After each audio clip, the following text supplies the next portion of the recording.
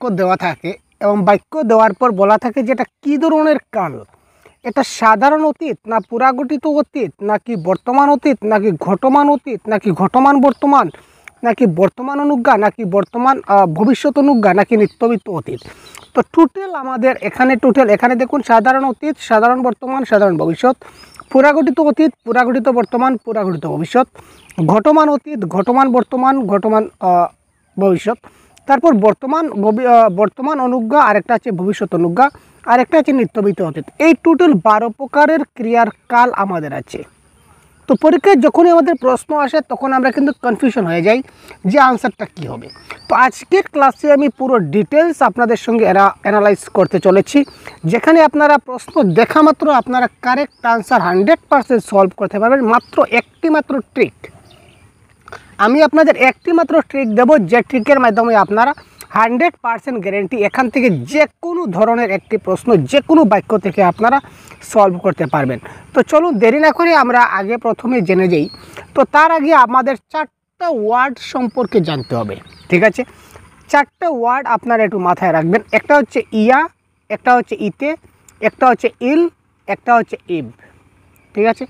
এই 4টা শব্দ যদি আপনারা মনে রাখতে পারেন তাহলে আপনাদের এই 12 প্রকারের যে ক্রিয়ার কাল রয়েছিল, এই 12 প্রকারের ক্রিয়ার কাল কিন্তু খতম, ঠিক আছে? যে কোনো প্রশ্ন থাকলে 100% করতে পারবেন। তার জন্য আমাদের কি করতে হবে, আমাদের এই 4টা ওয়ার্ড মনে রাখতে হবে। কি কি? ইয়া, ইতে, ইল এবং ইব, ঠিক আছে? প্রথমে ভিডিওটা ভালো করে দেখুন, তারপর আপনারা 100% গ্যারেন্টি বুঝতে পারবেন। চলুন এবার আমরা একটু উদাহরণ দিয়ে আপনাদেরকে আমরা জিনিসটা বুঝিয়ে দেওয়ার চেষ্টা করি।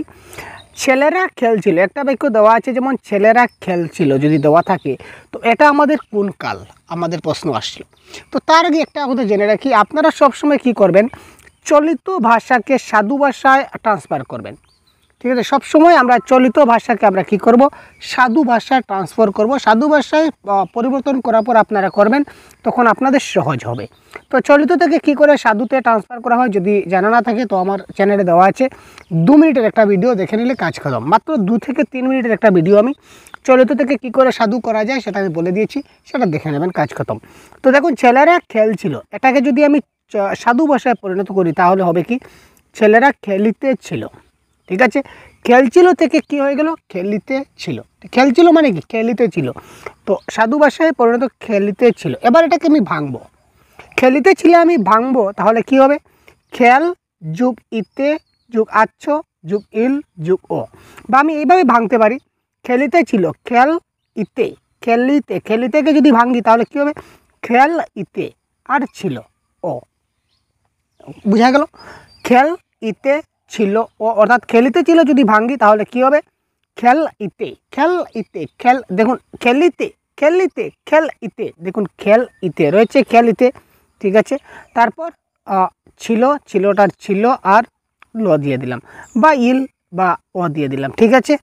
আচ্ছা এবার দেখি, যদি ইল, যদি আমাদের কি বলেছিলাম, যদি আমাদের ইতে আছে, এখানে কি আছে দেখুন ইতে আছে, মনে রাখবেন যদি আমরা ভাঙার পর যদি ইতে পাই, ইতে যখন পাই তখন হবে আমাদের ঘটমান। একটা কথা, যদি আমরা ইতে পাই তখন হচ্ছে ঘটমান। স্যার এবার ইতে পেলে ঘটমান হবে সেটা আমরা বুঝলাম, কিন্তু সেটা ঘটমান অতীত হবে, ঘটমান বর্তমান হবে নাকি ভবিষ্যৎ হবে?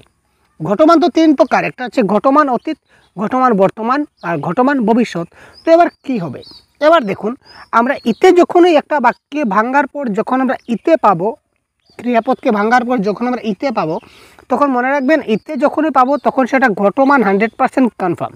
এবার ঘটমানের কোনটা, যদি ইল পাই তাহলে অতীত, আর যদি ইব পাই তাহলে ভবিষ্যৎ। আবার ক্লিয়ার করুন, যদি ইল থাকে তাহলে কী হবে, অতীত, আর যদি ইব থাকে তাহলে ভবিষ্যৎ, আর যদি ইল এবং এব কোনোটাই না থাকে তাহলে কি, বর্তমান। ঠিক আছে, ক্লিয়ার? এতটুকু ক্লিয়ার? এবার দেখি ইতে ছিল, এই দেখুন ইতে ছিল, খেলিতে ছিল মানে ইলো, এই যে ইতে আর ইলো, ইলো আছে, তো ইতের পিছনে আমরা কি পেলাম, ইল পেলাম, ঠিক আছে? খেলিতে ছিল, ছিল ইলো, ছিল ইলো, তো এখানে ইতেও আছে আবার ইলেও আছে, তার মানে ইতে আছে তার মানে বুঝলাম ঘটমান, আর ইলো আছে তার মানে কি, অতীত। ইতে থাকলে কী হবে, অতীত। সুতরাং এই যে ছেলেরা খেলিতেছিল, এটা কি হলো, এটা আমাদের হয়ে গেল কি ঘটমান অতীত। ঠিক আছে, আরও উদাহরণ দিই আমরা। ঠিক আছে, যদি আমরা ইয়া দেখতে পাই, ইয়া আরেকটা উদাহরণ এখানে ছিল, সম্ভবত এখানে আমরা সেভ হয়নি। আচ্ছা, ছেলেরা খেলিয়া ছিল, আরেকটা আমরা যদি দেখি তাহলে দেখুন ছেলেরা খেলিয়া ছিল, যদি বলি এখানে আমি লিখি খেলিয়া ছিল,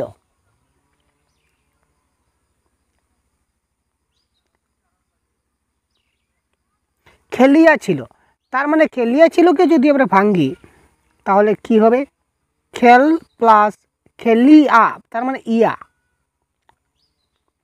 ইয়া, তারপরে কি থাকবে, ইল তো থাকবে, কারণ ছিল, ছিল মানে কি ইলো, তো খেলিয়া ছিল। যদি আমরা ইয়া দেখতে পাই, ভাঙ্গার পর যদি ইয়া পাই, তো ইয়া থাকলে কি হবে, পুরা গঠিত, ইতে থাকলে ঘটমান, আর ইয়া থাকলে পুরা গঠিত।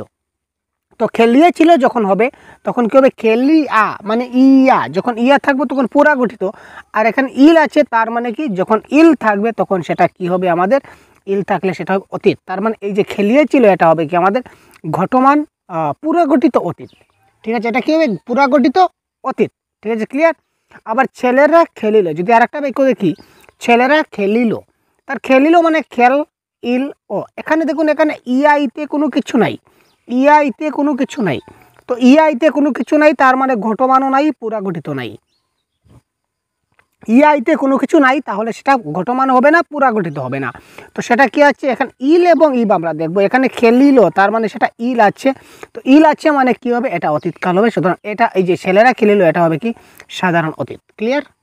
আবার দেখুন একটা বারবার যখন যত দেখবেন তত ক্লিয়ার হবেন।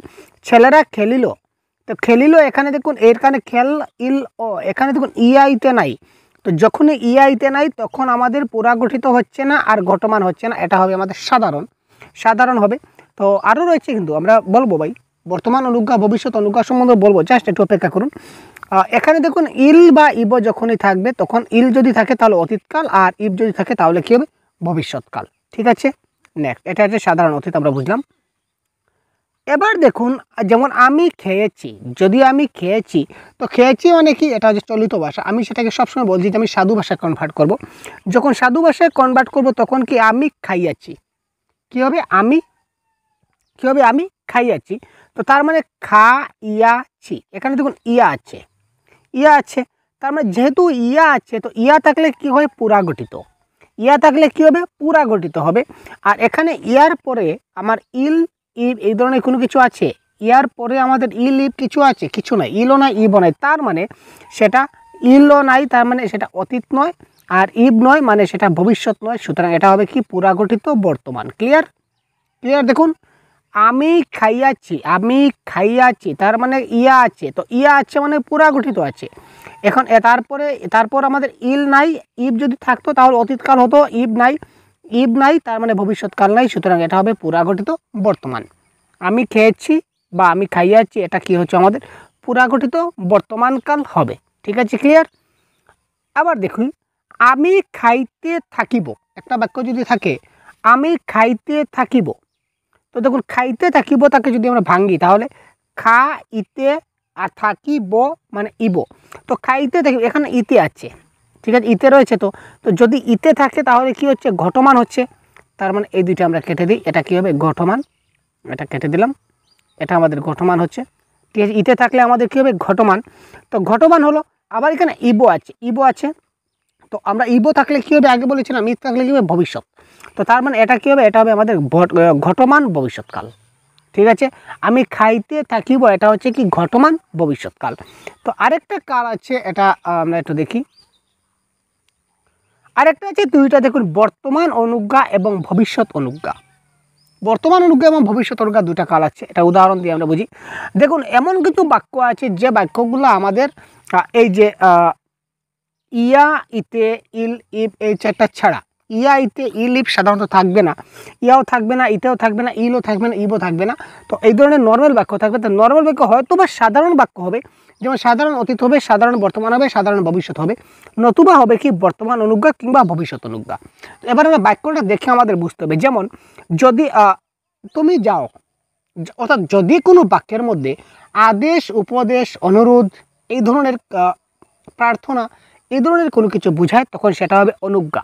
যদি কোনো বাক্যের মধ্যে আমাদের আদেশ, উপদেশ, অনুরোধ বোঝায় তখন সেটা হবে অনুজ্ঞা। তো সেটাও কিন্তু বর্তমান অনুজ্ঞা, ভবিষ্যৎ অনুজ্ঞা, সেটাও দুই প্রকার।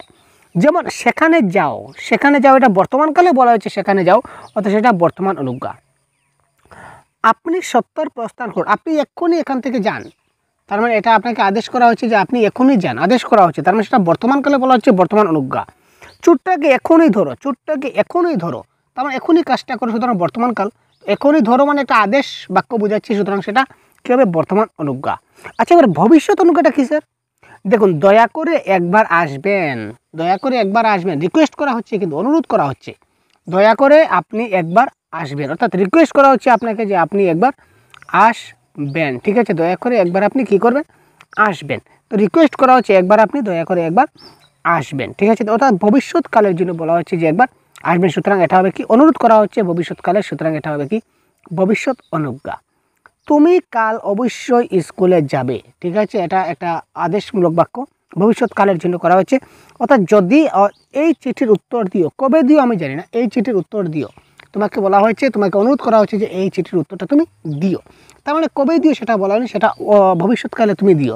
তো এই ধরনের যদি আদেশ, উপদেশ, অনুরোধ যদি আমরা ভবিষ্যৎকালের জন্য বুঝি তখন সেটা ভবিষ্যৎ অনুজ্ঞা, আর যদি বর্তমান কালের জন্য বুঝি তখন সেটা হবে কি? বর্তমান অনুজ্ঞা। ক্লিয়ার?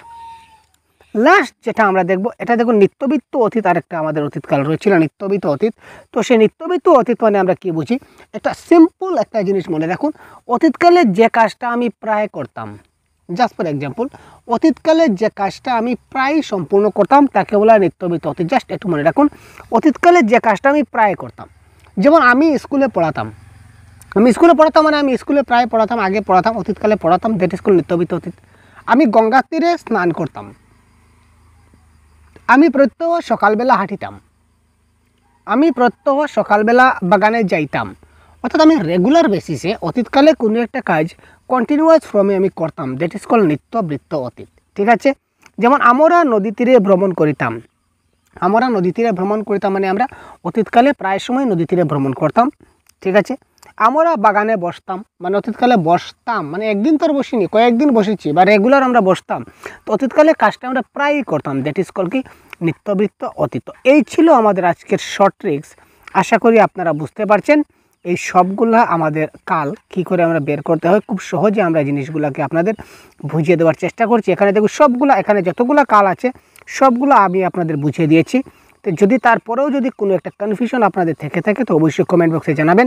আশা করি কোনো কনফিউশন থাকবে না। ঠিক আছে, কেমন? তো এই ক্লাসটা কেমন লাগলো অবশ্যই জানাতে ভুলবেন না, এবং পরবর্তীতে এই ধরনের ক্লাস পেতে আমাদের চ্যানেলকে এখনই সাবস্ক্রাইব করে সাথে থাকুন। ধন্যবাদ, ভালো থাকবেন, জয় হিন্দ।